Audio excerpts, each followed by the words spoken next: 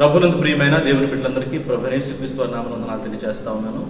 మరొకసారి ఈ ఆదివారం కూడా దేవుని వాక్యాన్ని మీతో పంచుకోవడానికి దేవుడు నాకు ఇచ్చిన అవకాశాన్ని బట్టి దేవునికి హృదయపూర్వక వందనాలు చెల్లిస్తూ కొద్ది నిమిషాలు దేవుని వాక్యాన్ని మనం ధ్యానం చేద్దాం, ప్రార్థన చేద్దాం. దేవుడు త్వరలో ఈ కరోనా అనే ఈ భయంకరమైన వ్యాధి నుంచి భారతదేశాన్ని, ప్రపంచ దేశాన్ని విడిపించి పరిస్థితులన్నీ అనుకూలంగా దేవుడు మార్చి మరలా మనందరం కూడా చక్కగా దేవుని యొక్క మందిరాల్లో దేవుని ఆరాధన చేసుకోవడానికి దేవుడు తన కృపను అనుగ్రహించలాగున ప్రత్యేకంగా చిన్ని మాటను ప్రార్థన చేసుకుని దేవుని వాక్యంలోకి వెళ్దాం. కళ్ళు మూసుకున్నట్లయితే ప్రార్థన చేసుకుందాం.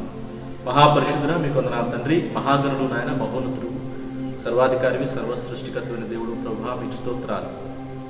గడిచిన దినాలన్నీ నీ ఉచితమైన కృప చేత, ప్రేమ చేత, దయచేత నన్ను మమ్మల్ని అందరినీ కాచి కాపాడి భద్రపరిచి మరొకసారి ప్రభు నాయన ఈ విధంగా నీ వాక్యాన్ని మేము ధ్యానించడానికి ప్రభు నామ బ్రతుకుల్లో మేము అనుగ్రహించిన కృపను బట్టి మీకు స్తోత్రాలు చెల్లించుకుంటూ నీవే మాట్లాడి మా హృదయాలతో ప్రభు నాయన మీరే మహిమ పొందమని అడగచ్చు. యేసు నామములో ప్రార్థించి వేడుకుంటున్నాం తండ్రి, ఆమేన్. పరిశుద్ధ బైబిల్ గ్రంథంలో నుంచి ఒక మాట మనం చదువుకుందాం. నిర్గమాకాండము 34వ అధ్యాయము 6వ వచనాన్ని నేను చదువుతున్నాను. జాగ్రత్తగా ఆ మాటలు మనం గమనిద్దాం. అతని ఎదుట యెహోవా అతన్ని దాటి వెళ్ళుచు, యెహోవా కనికరము, దయా, దీర్ఘశాంతము, విస్తారమైన కృపాసత్యములు గల దేవుడైన యెహోవా. ఈ మాటలు జాగ్రత్తగా మనం ధ్యానం చేస్తే మోషే జీవితంలో దేవుడు మోషేతో మాట్లాడుతున్న మాటలు, లేకపోతే దేవుని యొక్క ఉన్నతమైన లక్షణాలను గురించి మాట్లాడుతున్న మాటలుగా ఇక్కడ మనకు కనబడతా ఉన్నాయి. ఈ మాటలు దేవుడు ఎలాంటి వాడు అని ఒకసారి మన జీవితాల్లో మనం పరిశీలన చేయగలిగితే, ఆలోచన చేయగలిగితే నిజానికి దేవుడు ఎంత గొప్పవాడో మన తలంపులకు, మన హృదయాలకు గోచరం కాని విషయం, మన జ్ఞానానికి అందని విషయం. అంత గొప్పతనం దేవుల్లో ఉంది. అన్ని గొప్ప లక్షణాలు కలిగిన దేవుడు మన దేవుడు అని చెప్పడానికి ఎటువంటి సందేహం లేదు. బైబిల్లో దేవుని యొక్క ఆ క్యారెక్టరిస్టిక్స్ లేకపోతే అట్రిబ్యూట్స్ ఆఫ్ గాడ్ ఒకవేళ మనం చూడగలిగితే ఎన్నో ఉన్నతమైన లక్షణాలు, వ్యక్తిత్వం దేవాతి దేవుల్లో ఉందన్న సంగతి మనకు అర్థమవుతా ఉంది. ఈరోజు ఒక ప్రాముఖ్యమైన సంగతిని గురించి మీతో మాట్లాడడానికి నేను ఇష్టపడతా ఉన్నాను. అదేంటిని ఆలోచన చేస్తే దేవుని యొక్క కనికరం, ద కంపాషన్ ఆఫ్ గాడ్. దేవుని యొక్క కనికరం మన బ్రతుకుల్లో చాలా అవసరం అన్న సంగతి మనందరికీ తెలుసు. ఇలాంటి భయంకరమైన పరిస్థితుల్లో దేవుడు మన మీద కనికరం చూపించాలని మనం ప్రార్థన చేస్తాం. దేవుడు మన దేశం మీద, మన ప్రపంచ దేశాల మీద తన కనికరాన్ని చూపించి ఆయన ఈ భయంకరమైన వ్యాధి నుంచి ప్రపంచాన్ని విడిపించాలని, లేకపోతే అనేక మంది భయంకరమైన మరణ ఛాయల్లో హాస్పిటల్లో ప్రాణాలతో కొట్టుమిడుతున్న వారి జీవితాల మీద దేవుని కనికరాన్ని చూపించాలని మనం ప్రార్థన చేస్తూ ఉంటాం. ఎందుకంటే దేవుని కనికరం ఒకసారి మానవ బ్రతుకుల మీద, మన బ్రతుకుల్లోనికి దేవుని కనికరం వచ్చినప్పుడు ఆ కనికరం అనేకమైన అద్భుతాలను, ఆశ్చర్య కార్యాలు చేస్తుందనడానికి ఎటువంటి సందేహం లేదు. దేవుని కనికరం మన బ్రతుకులు అందరికీ మనకు కావాలి అని మనం అందరం కూడా ఖచ్చితంగా మనం ఎరుగుదాం. ఎందుకు ఆలోచన చేస్తే ఆయన కనికరం మన బ్రతుకుల్లో గొప్ప దీవెన, ఆశీర్వాదాన్ని తీసుకుని వస్తూ ఉంటారు. నా ప్రియమైన సహోదరి, సహోదరుడా, జాగ్రత్తగా ఈ మాటలు మనం పరిశీలన చేద్దాం. ఆయన కనికరం కలిగిన దేవుడని ఇక్కడ ఒక మాట దేవునికి లేఖనాల్లో మనం చూస్తూ ఉన్నాం. ఇంతకీ దేవుని కనికరం ఎలాంటి కనికరం ఎప్పుడైనా ఆలోచన చేశారా? బైబిల్ ఏం చెప్తుందో కొన్ని విషయాలు మనం ధ్యానం చేద్దాం. దేవుని ఉన్నతమైన కనికరాన్ని గురించి బైబిల్ చెప్తున్న కొన్ని మాటలు మీతో పంచుకోవాలని ఆశపడతా ఉన్నాను. భక్తులు అనేక మంది వారి జీవితాల్లో దేవుని కనికరాన్ని వారు కోరుకున్నారు, ప్రార్థన చేశారు. ప్రభువా నీ కనికరాన్ని మా మీద చూపించు అని ప్రార్థన చేసిన భక్తులు బైబిల్ అందులో చాలా మంది కనబడ్డారు. అంతేకాకుండా దేవుని యొక్క కనికరాన్ని పొందుకొని అనేక మంది వారి జీవితాల్లో మేలు పొందుకున్న భక్తులు కూడా చాలా మంది లేఖనాల్లో మనకు కనబడతా ఉన్నారు. కాబట్టి ఈరోజు మన బ్రతుకుల్లో దేవుని కనికరాన్ని పొందుకోవాలంటే మన బ్రతుకుల్లో ఉండాల్సిన కొన్ని ప్రాముఖ్యమైన లక్షణాల గురించి మీకు జ్ఞాపకం చేయాలని ఆశపడతా ఉన్నాను. నీ జీవితంలో, నీ కుటుంబంలో, నీ బ్రతుకులో దేవుని కనికరం ఎన్ని ఆశీర్వాదాలు తీసుకొస్తుందో నువ్వు గ్రహింపగలిగిన వాడివై ఆ దేవుని కనికరాన్ని పొందుకోవడానికి, ఆయనకి ఇష్టమైన అనుకూలమైన జీవితాన్ని నువ్వు జీవించి ఆ దేవుని కనికరాన్ని నీ బ్రతుకులో పొందుకోవడానికి ఈ వాక్యం మీ బ్రతుకుల్లో ఎంతగానో ఉపయోగపడుతుందని నేను నమ్ముతూ దేవుని పేరటి ఈ మాటలు మీకు ప్రకటిస్తా ఉన్నాను. మొట్టమొదటిగా దేవుని కనికరం ఎలాంటిదో ఒకసారి మనం లేఖనాల్లో మనం పరిశీలన చేయగలిగితే, ఆయన కనికరము నిత్యమైన కనికరము. 2వ సమూయేలు గ్రంథం 22వ అధ్యాయం ఒకసారి మనం 51వ వచనాన్ని ఒకసారి మనం చదవగలిగితే, నీవు నియమించిన రాజునకు గొప్ప రక్షణ కలుగు చేయువాడవు, అభిషేకించిన దావీదునకు అతని సంతానమునకును నిత్యము కనికరము చూపువాడవు. దేవుని కనికరము నిత్యము అంటే శాశ్వతమైన కనికరము, అంటే కొంతకాలం ఉండి కొంతకాలం ఉండని కనికరం కాదు. దేవుని కనికరం అది నిత్యమైన కనికరము, శాశ్వత కాలం ఉండే కనికరము అని ఇక్కడ లేఖనం జ్ఞాపకం చేస్తూ ఉంది. ఇక రెండో విషయాన్ని మనం ఒకవేళ పరిశీలించగలిగితే ఇంకా ఎంత గొప్పది దేవుని కనికరం, ఎలాంటిది దేవుని కనికరం అని ఆలోచించగలిగితే, కీర్తనల గ్రంథము 119వ కీర్తన 156వ వచనాన్ని మనం చూడగలిగితే, యెహోవా నీ కనికరములు మితిలేనివి, నీ న్యాయ విధులను బట్టి నన్ను బ్రతికింపుము. దేవుని యొక్క కనికరములు అంటే మితిలేనివి, అంటే లిమిటెడ్ కాదనమాట. దాన్ని మనం కొలవటానికి కూడా అవకాశం లేనంత ఉన్నతమైన కనికరము దేవుని కనికరమని, మితిలేని కనికరమని ఇక్కడ లేఖనం జ్ఞాపకం చేస్తూ ఉంది. మొట్టమొదటిగా దేవుని కనికరము అది నిత్యము ఉండే కనికరము. రెండవది దేవుని కనికరము మితిలేని కనికరము. మూడవది దేవుని కనికరం ఎలాంటిదని ఆలోచించగలిగితే, యెషయా గ్రంథం 63వ అధ్యాయము 7వ వచనాన్ని మనం చదవగలిగితే, యెహోవా మనకు చేసిన వాటిని బట్టి యెహోవా కృపాతిశయమును, యెహోవా స్తోత్రములను గానమును చేతును, తన వాత్సల్యమును బట్టి కృపా బాహుల్యమును బట్టి ఇశ్రాయేలు యొక్క వంశస్థులకు ఆయన చూపిన మహాకనికరమును నేను ప్రకటన చేసేదను. మూడవది దేవుని యొక్క కనికరము అది మహాకనికరము, గొప్ప కనికరము, దేవుని కనికరము.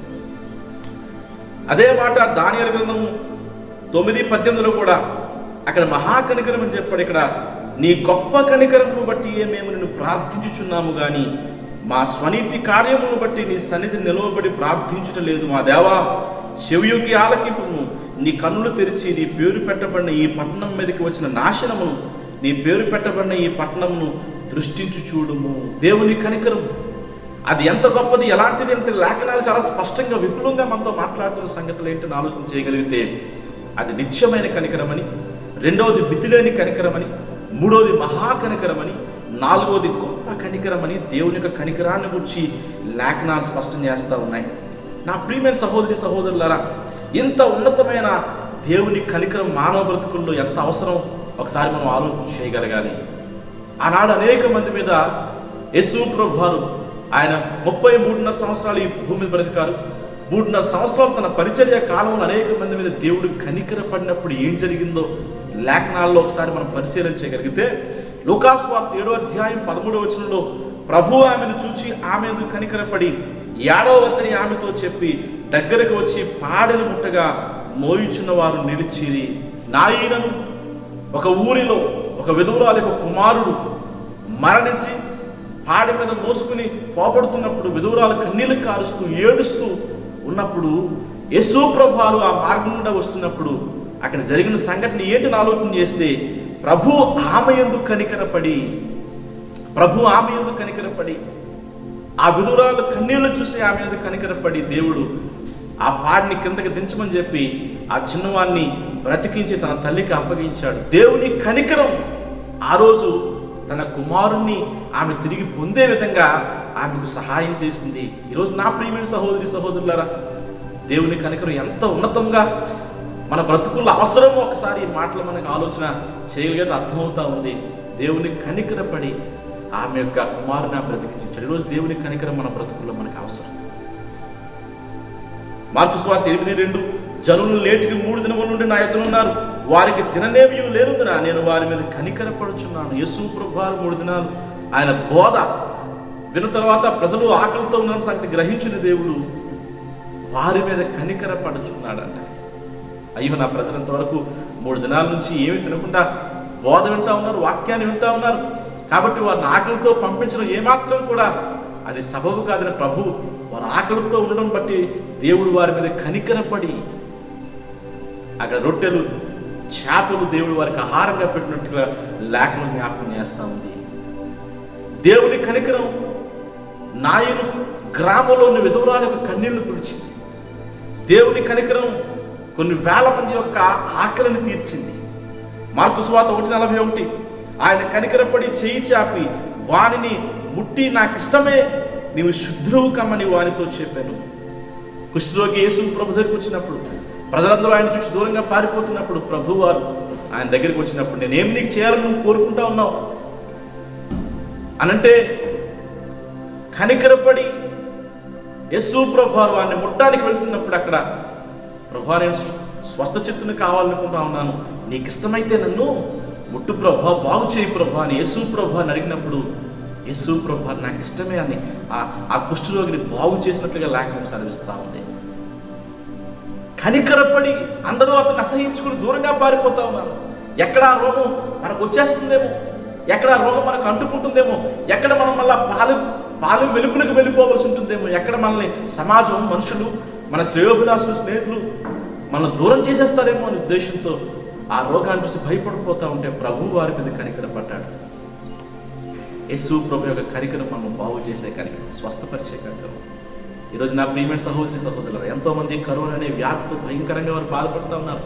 మనం ప్రార్థన చేస్తున్నాం, ప్రభా నీ కనికరాన్ని వారికి చూపించిన ఆయన, దయచేసి వారిని బాగు చేయి ప్రభా, దయచేసి వారిని ముట్టు ప్రభా అని మనం కన్నీళ్లు కారుస్తూ ప్రభు దగ్గర ఏడుస్తున్నాం. దేవుని కనికరం కొంతమంది బ్రతుకుల్లో ఉంది కాబట్టి ఇంకా కొంతమంది సజీవంగా తిరిగి లేవగలుగుతూ ఉన్నారు. నా ప్రియమైన సహోదరి సహోదరు, దేవుని కనికరం మనల్ని బాగు చేసే కనికరం, మనల్ని స్వస్థపరిచే కనికరం, కన్నీళ్లు తుడిచే కనికరం, మొట్టమొదటిగా ఆకలి తీర్చే కనికరం, మనల్ని బాగు చేసే కనికరం. మత్తయి సువార్త 20:34 మనం చదివితే, కాబట్టి యేసు కనికరపడి వారి కన్నులు ముట్టెను, వెంటనే వారు దృష్టి పొంది ఆయన వెంట వెళ్ళిరి. యేసు ప్రభువారు గుడ్డి వారి యొక్క కనులు తెరిచాడంట. కారణం ఏంటంటే దేవుడు వారి మీద కనికరపడినట్లుగా లేఖనం సెలవిస్తూ ఉంది. అంతేకాదు మత్తయి సువార్త 14 చూస్తే ఆయన వచ్చి ఆ గొప్ప సమూహమును చూచి వారి మీద కనికరపడి వారిలో రోగులైన వారిని స్వస్థపరిచారు. యేసు ప్రభువారు గొప్ప జన సమూహం ఆయన దగ్గరికి వచ్చి చూసినప్పుడు అనేక మంది రోగులు స్వస్థ హీనులుగా ఉన్నప్పుడు దేవుడు వారి మీద కనికరపడి వారిని బాగు చేసి వారిని స్వస్థ చిత్తులుగా దేవుడు చేశాడు. దేవుని కనికరం మానవ బ్రతుకుల్లో కార్యాలు, అద్భుతాలు, దీవెనను తీసుకొచ్చేదని చక్కగా చాలా స్పష్టంగా లేఖనం మనకు జ్ఞాపకం చేస్తాం. అనిత్యమైన కనికరం, మితిలేని కనికరం, మహా కనికరం, గొప్ప కనికరం మన బ్రతుకులో మన కన్నీళ్లు తీర్చే కనికరం అది, మన ఆకలి తీర్చే కనికరం అది, మనల్ని స్వస్థపరిచే కనికరం అది, మన కళ్ళు తెరిచే కనికరం అది, మనల్ని బాగు చేసే కనికరం దేవుని కనికరం. నా ప్రియమైన సహోదరి సహోదరులు, అందుకే హీ మూవ్డ్ విత్ కంపాషన్ అని మనం ఇంగ్లీష్ బైబిల్ చూస్తాం. ఆయన కనికరంతో ఆయన ముందు కదిలి అనేక మంది జీవితాలు ఆయన బాగు చేశాడు. ఈరోజు అలాంటి దేవుని కనికరం మన బ్రతుకుల్లో ఎంత అవసరం, ఆ దేవుని కనికరం మన బ్రతుకుల్లో మనం పొందుకోవడం ఎంత ప్రాముఖ్యమైన సంగతో ఒకసారి మీరు గ్రహింపుకు రావాలని మాటలు మీకు జ్ఞాపకం చేస్తా ఉన్నాను. మరింత ఉన్నతమైన దేవుని కనికరాన్ని పొందుకోవాలంటే మన బ్రతుకుల్లో మనం ఎలా బ్రతకాలి, మన బ్రతుకుల్లో ఉండాల్సిన లక్షణాలు ఏంటి, దేవుని కనికరం ఎప్పుడు మన జీవితాల్లో మనం పొందుకుంటాం, ఎప్పుడైనా ఈ మాటలు మనం ఆలోచన చేసామా?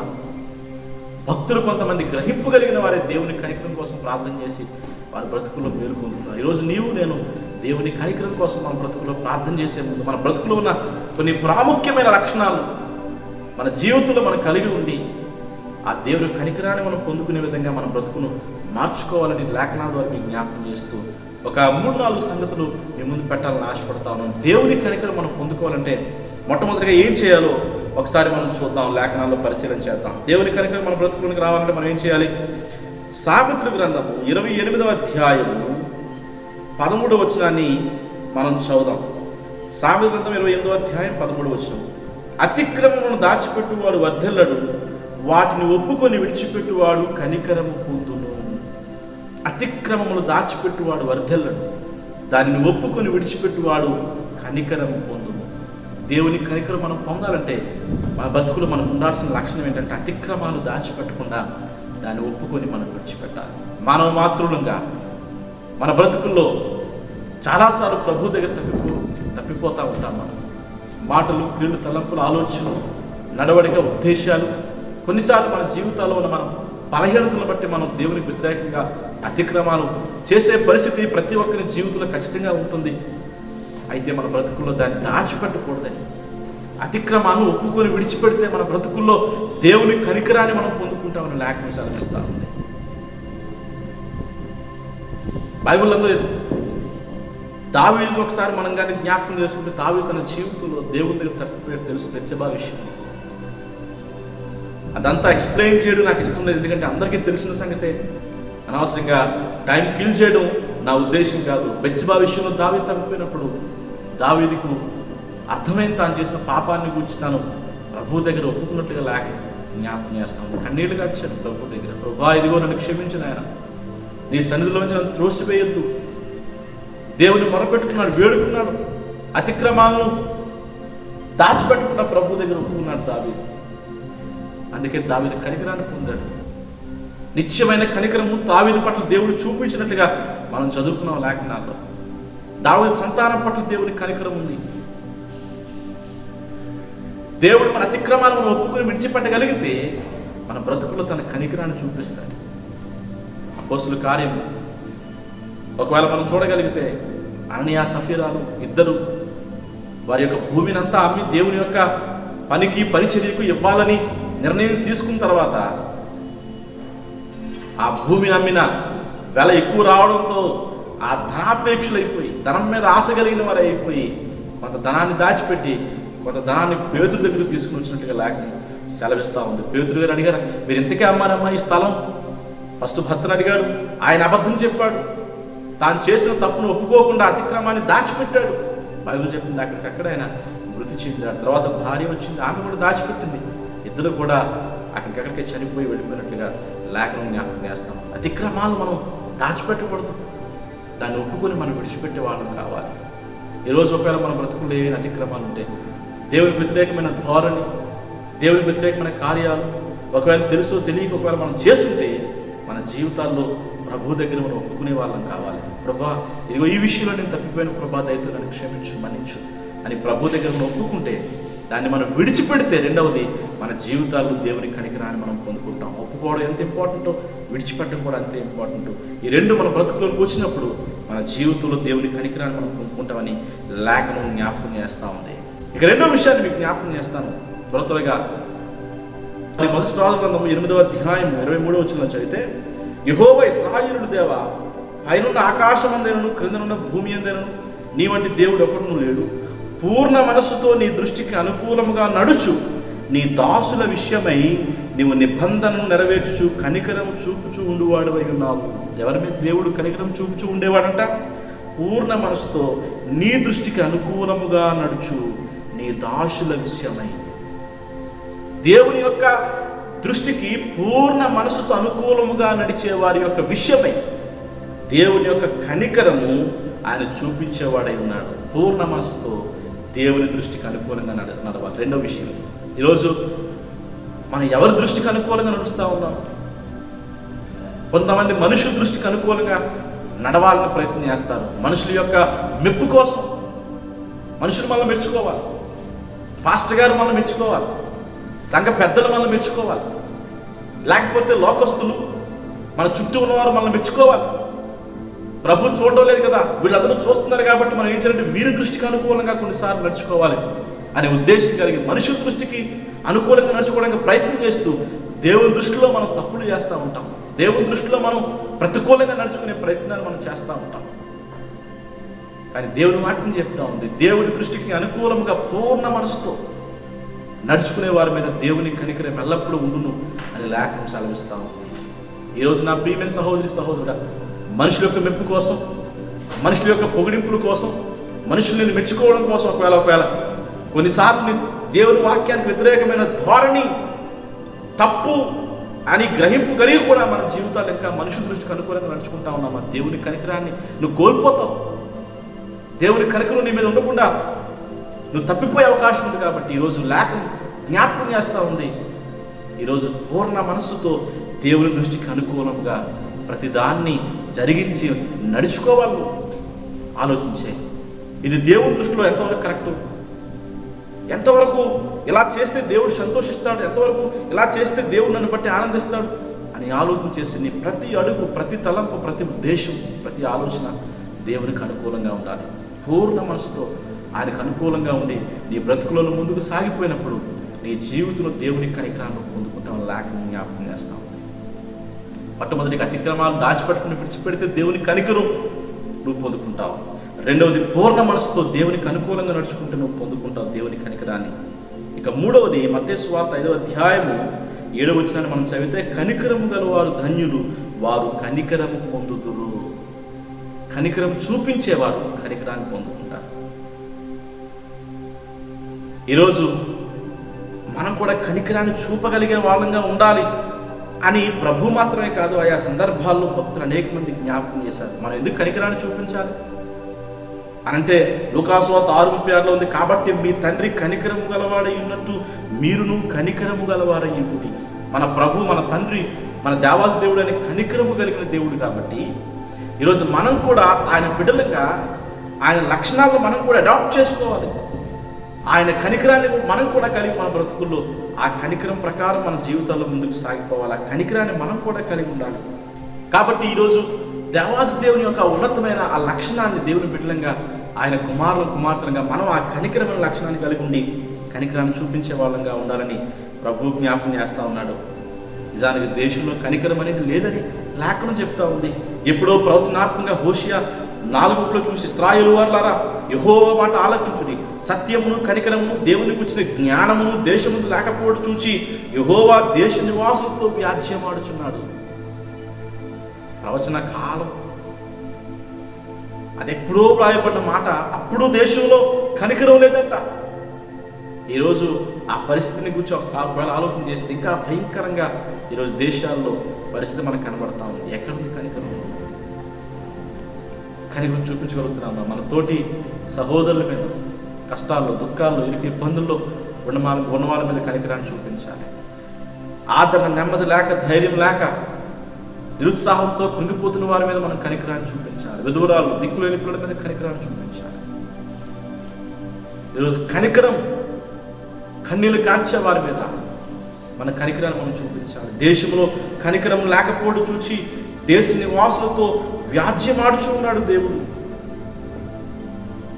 ఈరోజు నా ప్రియమైన సహోదరి సహోదరులరా, కాబట్టి మన బ్రతుకుల్లో ఆ దేవుని యొక్క కనికరాన్ని మనం కలిగి ఉండాలి. లేకపోతే దేవుడు అంటే దేశంతో వ్యాజ్యం ఆడతారు. వ్యాజ్యం అంటే యుద్ధం.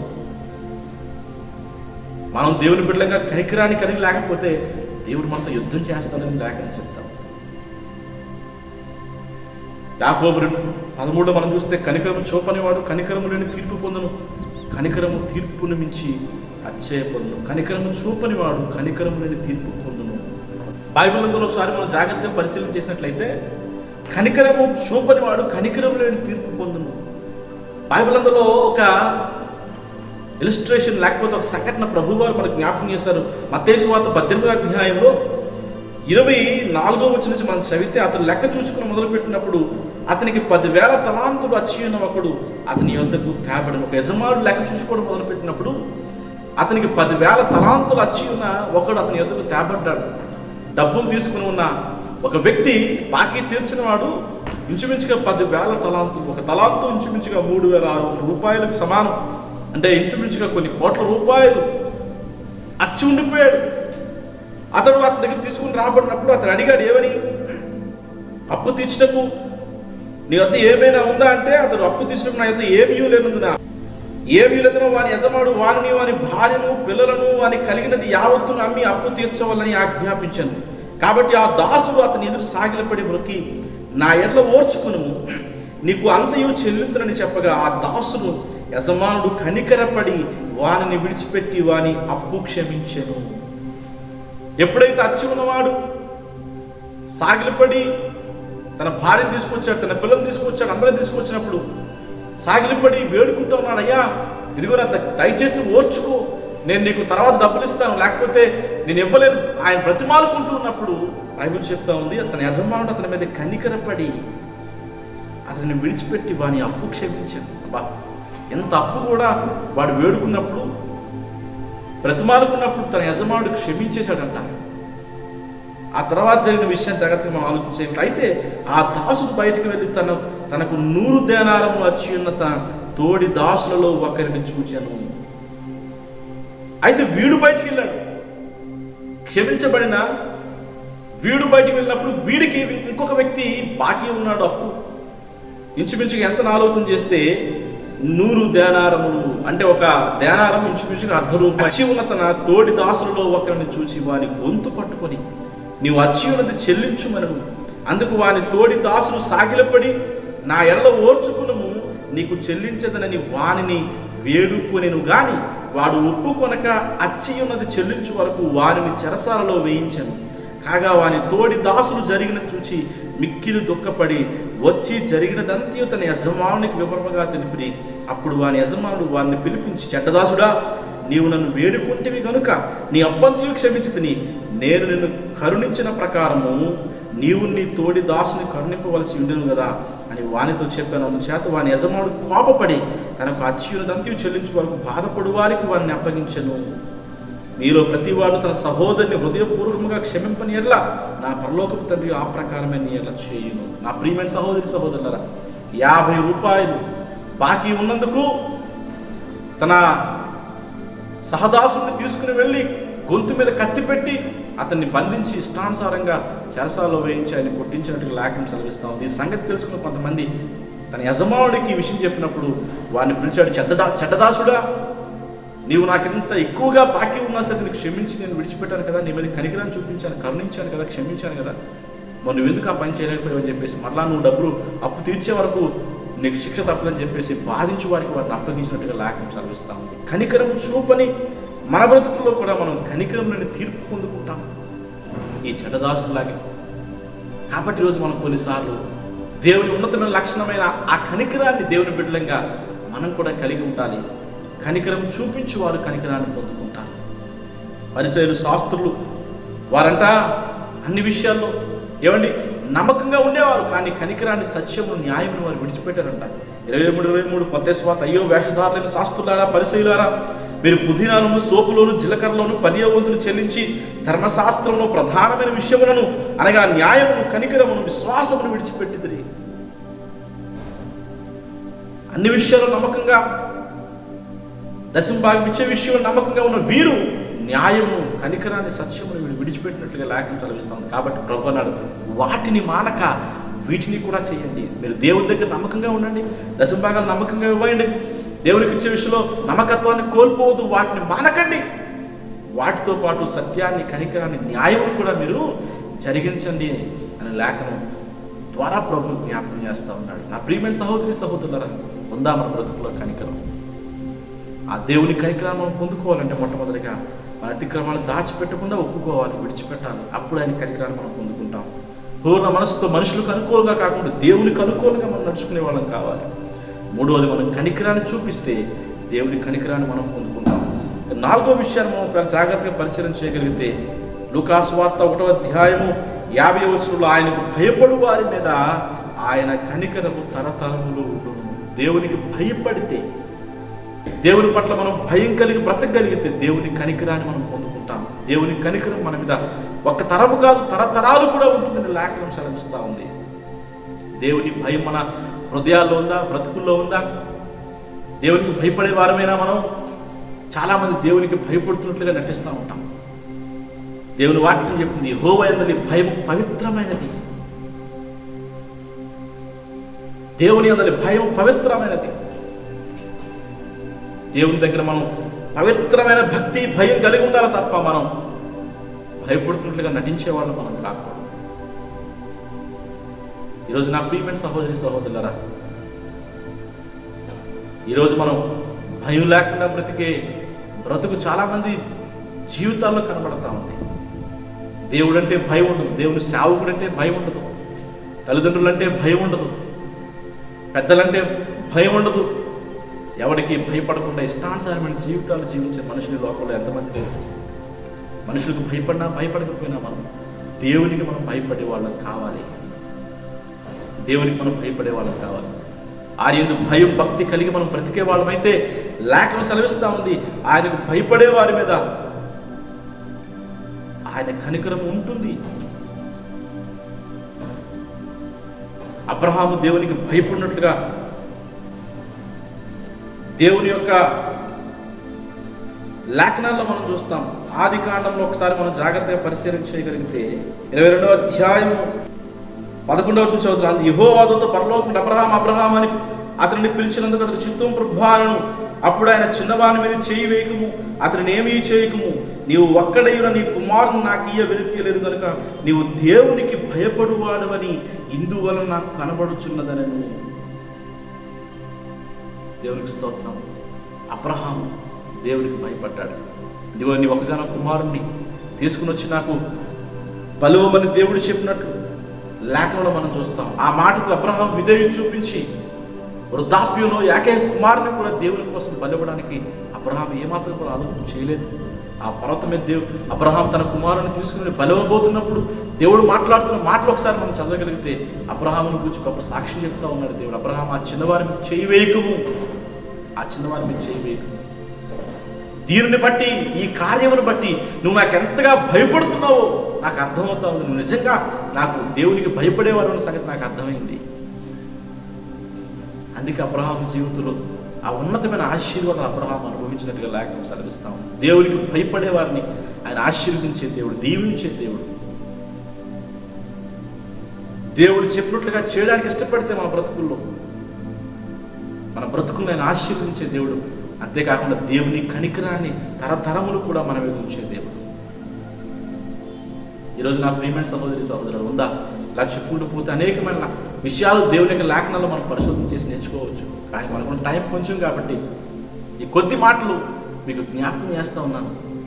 దేవుని అందరి భయం మన బ్రతుకుల్లో దేవుని కనికరాన్ని తీసుకుని వస్తుంది. తరతరాలు దేవుని కనికరం మన మీద ఉండేలా చేస్తుంది. కాబట్టి దేవుని అందరి భయం మన బ్రతుకుల్లో అబ్రహాము వలె దేవుని భయం మనం కలిగి ఉండాలి. ఇక 5వ సంగతి మీకు జ్ఞాపకం చేస్తున్నాను. ఇంకా ఎవరి మీద దేవుని కనికరం ఉంటుంది అని ఆలోచన చేస్తే 2వ తిమోతి పత్రిక 1వ అధ్యాయము 13 నుంచి ఒకసారి 16వ వచనం నుంచి చదువుతున్న ఒకసారి ఈ మాట మనం జ్ఞాపకం చేసుకుందాం. 16వ వచనం, ప్రభు ఒనేసిఫరు ఇంటి వారి యందు కనికరం చూపును గాక. ఎందుకు? అతను రోమాకు వచ్చినప్పుడు నా సంఖ్యలను కూర్చి సిగ్గుపడక శ్రద్ధగా నన్ను వెదకి కనుగొని అనేక పర్యాయమును ఆదరించాను. మరియు అతను ఎఫెసీలో ఎంతగా ఉపచారం చేసినో అది నీవు బాగుగా ఎరుగుదువు. ఆ దినమందు అతడు ప్రభు వలన కనికరం పొందినట్లు ప్రభు అనుగ్రహించునుగాక. ప్రభు ఒనేసిఫరు ఇంటి వారి యందు కనికరం చూపునుగాక. కారణం ఏంటంటే అతను రోమాకు వచ్చినప్పుడు నా సంఖ్యలను కూర్చి సిగ్గుపడక నన్ను వెదకి కనుగొని అనేక పర్యాయములు ఆదరించును. ఒనేసిఫరుకు దేవుని కనికరం కలుగును గాక అని పౌలు ప్రార్థన చేస్తూ ఉన్నాడు. ఎందుకు అంటే రోమాకు వచ్చినప్పుడు పౌలు యొక్క సంఖ్యలను కూర్చి ఒనేసిఫరు సిగ్గుపడకుండా దేవుని శ్రద్ధగా వెతికి అతన్ని కనుగొని అనేక పర్యాయములు అతన్ని ఆదరించాను. మరియు అతను ఎఫెసీలో ఎంతగా ఉపచారం చేసినో అది నీవు బాగుగా ఎరుగుదు. ఆ దినమందు అతను ప్రభు వలన కనికరం పొందినట్లు ప్రభు అనుగ్రహించును గాక. ఎప్పుడు దేవుని కనికరాన్ని మనం పొందుకుంటామంటే 5వది, దేవుని సేవకునికి మనం పరిచర్య చేస్తే, దేవుని సేవకుని మనం ఆదరించగలిగితే మన బ్రతుకుల్లో దేవుని కనికరాన్ని మనం పొందుకుంటామని భక్తుడి యొక్క లేఖనంలో పౌలు మనకు జ్ఞాపకం చేస్తూ ఉన్నాడు. ఈరోజు దేవుని సేవకులను మనం ఆదరించే వాళ్ళం కావాలి. దేవుని సేవకులకు మనం పరిచర్య చేసే వాళ్ళం కావాలి. దేవుని సేవకులకు అన్ని విధాలుగా మనం సహకరించే వాళ్ళం కావాలి. అప్పుడు దేవుని కనికరం మన మీద ఉండును గాక అని దేవుని సేవకులు ప్రార్థన చేయడం మాత్రమే కాదు, ప్రభు కూడా తన కనికరాన్ని చూపిస్తాడు. ఈరోజు నీ సేవకునికి నువ్వు పరిచర్య చేసేవాడుగా ఉన్నావా? నీ సేవకునికి నీ సేవకుని యొక్క సేవలో పరిచర్యలో నువ్వు సహకరించగలుగుతా ఉన్నావా? నీ సేవకుని కష్టంలో నువ్వు నీ సేవకుని ఆదరించగలుగుతా ఉన్నావా? ధైర్యపరచగలుగుతా ఉన్నావా? నా ప్రియమైన సహోదరుగా ఎంత గొప్ప సాక్ష్యం అండి పౌలు ఒనేసిఫరు గురించి చెప్తా ఉన్నాడు. తన సంఖ్యల గురించి సిగ్గుపడలేదంట, వెదకి కనుగొని అనేక పర్యాయం అతన్ని ఆదరించాడంట. ప్రభు అందుకే నీ కనికరాన్ని ఒనేసిఫరు చూపించని పౌలు ప్రార్థన చేస్తూ ఉన్నాడు. అంతేకాకుండా కనికరం పొందినట్లు ప్రభు అనుగ్రహించును గాక అని చెప్పాడు. ఖచ్చితంగా దేవుని కనికరాన్ని నువ్వు పొందుకున్నట్లుగా దేవుడికి అనుగ్రహించును గాక. నీ సేవకుని విషయంలో పరిచర్య, సహకారం, నీ సేవకుని కుటుంబాన్ని ఆదరణతో నీ జీవితంలో నీ సేవకుని పట్ల ఒక శ్రద్ధ నువ్వు చూపించినప్పుడు దేవుని కనికరాన్ని పొందుకుంటావు. ఉందా? ఒకసారి ఇవన్నీ మనం పరిశీలన చేసుకోవాలి. దేవుని కనికరం ఎంత గొప్పదో మనం నేర్చుకున్నాము.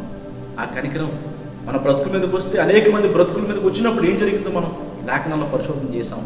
ఆ కనికరం మనం పొందుకొని మన బ్రతుకులో ముందుకు సాగిపోవాలంటే ఏం చేయాలో, ఎలా బ్రతకాలో, ఎలాంటి లక్షణాలు ఉండాలో దేవునికి లేఖనాల్లో మనం చూసాం. మొట్టమొదటిగా అతిక్రమణను దాచిపెట్టకుండా మనం ఒప్పుకోవాలి. అప్పుడు దేవుని కనికరాన్ని పొందుకుంటాం. పూర్ణ మనసుతో దేవునికి అనుకూలంగా నడుచుకోవాలి, మనుషులు కాకుండా. అప్పుడు మనం దేవుని కనికరాన్ని మనం పొందుకుంటాం. దేవుని ఉన్నతమైన లక్షణం, దేవుని బిడ్డలంగా మనం ఆ కనికరాన్ని కలిగి ఉండాలి. ఆ కనికరాన్ని మనం చూపించాలి. అప్పుడు దేవుని కనికరాన్ని మనం పొందుకుంటాం. 4వది, ఆయనకు భయపడుతూ బ్రతకాలి. అప్పుడు దేవుని కనికరాన్ని పొందుకుంటాం. 5వది, ఆ సేవకుని పరిచయం చేసే వాళ్ళకి కావాలి. అప్పుడు దేవుని కనికరాన్ని పొందుకుంటాం. కాబట్టి ఈ విషయాలన్నీ కూడా మన బ్రతుకుల్లో మనం పరిశీలన చేసుకుంటూ, అలా ఉన్నామో లేదో, అలా బ్రతుకుతున్నామో లేదో ఒకసారి మనం ధ్యానం చేసుకుంటూ, లేఖనాలు మనం పరిశోధన చేసి మన బ్రతుకులను ప్రభు చేతికి అప్పగించుకుందాం, ప్రార్థన చేసుకుందాం. దేవుడి మాటలు దీవించును గాక. ఆమేన్. మహాపరిశుద్ధుడా మీకు వందనాలు తండ్రి. మరొకసారి ప్రభు నాయన, నీ వాక్యాన్ని మేము ధ్యానించడానికి నా బ్రతుకుల్లో మీరు అనుగ్రహించిన మహాకృపను బట్టి మీకు స్తోత్రాలు చెల్లిస్తూ, దేవ తండ్రి ప్రభా నాయన, నీ కనికరాన్ని గురించి మాతో మాట్లాడవు. మా బ్రతుకుల్లో ప్రభు నీ కనికరం ఎంత అవసరమో నాయన నీ వాక్యంలో మాతో మాట్లాడడానికి మీకు స్తోత్రాలు. నీ కనికరం మితిలేని కనికరం, గొప్ప కనికరం, మహాకనికరం ప్రభు నాయన.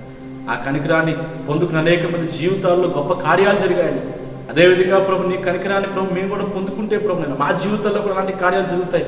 కాబట్టి నీ కనికరాన్ని పొందుకోవాలంటే మేము అతిక్రమాలు దాచకుండా విడిచిపెట్టాలని, నీ కనికరాన్ని మేము పొందుకోవాలంటే ప్రభు నాయన మా బ్రతుకుల్లో తండ్రి నాయన కావాలని, నీ కనికరాన్ని పొందుకోవాలని సేవకునికి పరిచయం చేసే వాళ్ళు కావాలని ఎన్నో విషయాలు నాతో మాతో మాట్లాడడానికి మీకు స్తోత్రాలు చెల్లించుకుంటున్నాను.